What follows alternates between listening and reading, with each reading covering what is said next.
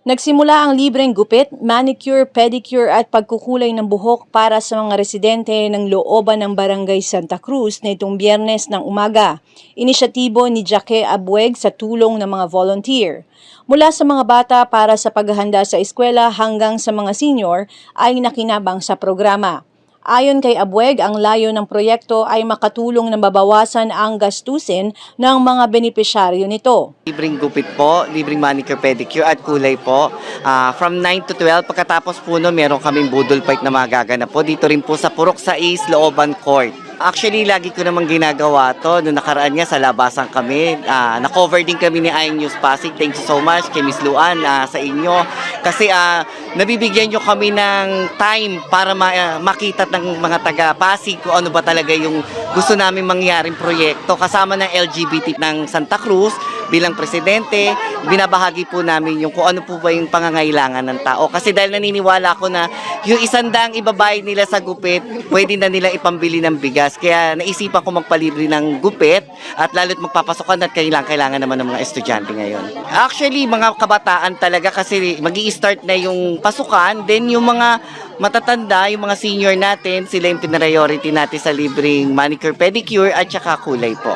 Actually, no limit kami, wala nga kami listahan, basta kung hanggat kayang gawin ng mga kaibigan ko, yung mga kinukuha ko mga manggugupit, mas maganda, mas marami kasi mas pakipakinabang. Napakarami na namin nagawang proyekto pero pasalamat ako kasi lagi silang nakasuporta, sila Kuya Pedo, ang Acro, si Kuya Uno, and yung mga kaibigan ko na galing sa ibang barangay na lagi ko iniimbita na baka po pwede silang maggupit sa akin, maglinis sila ng kuko. Napakalaking bagay po yun kasi sabi ko nga po sa inyo, mas nakakatipid yung 100 ibabayad nila, pwede na nilang pambili ng ulam or bigas.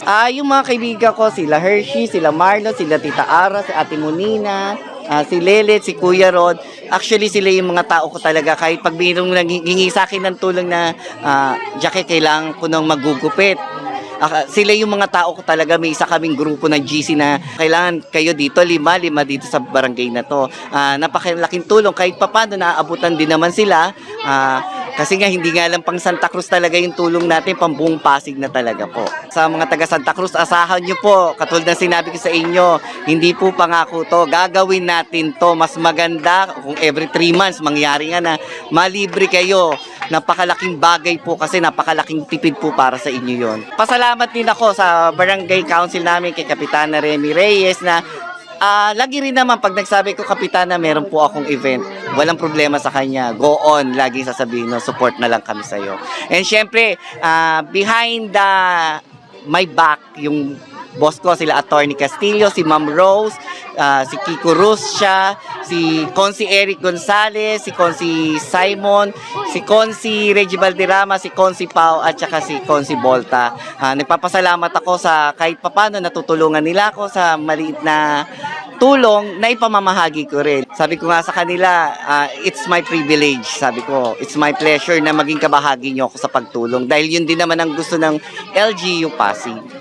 Ikinatuwa ng mga taga Santa Cruz na mababawasan ang kanilang gastos, lalo na nga at ang ilan sa kanila ay hindi na mapaglaanan ng panahon at pera ang pagpapaganda.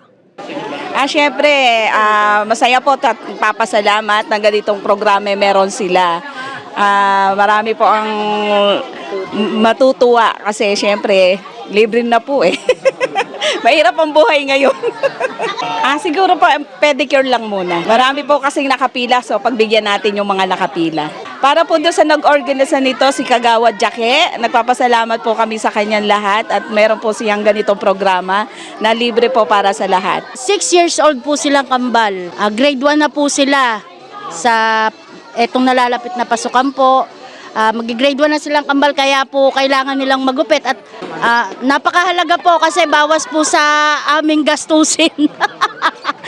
Wala na po kaming babayaran, libre po sila lahat. Maraming salamat po sa sponsor ni Consi Jacque. Natutuwa naman po ako sa naging paano dito sa looban ng Santa Cruz sa paggupit dahil yung kambal ko po is nagupitan din po at saka sa pagmamanicure. Nagpapasalamat po ako sa bumuo nitong parlor, paggupit, pamanicure. Ay sponsor Consi Jacque. Ako si Luan Peñano para sa latest ng iNews Pasig.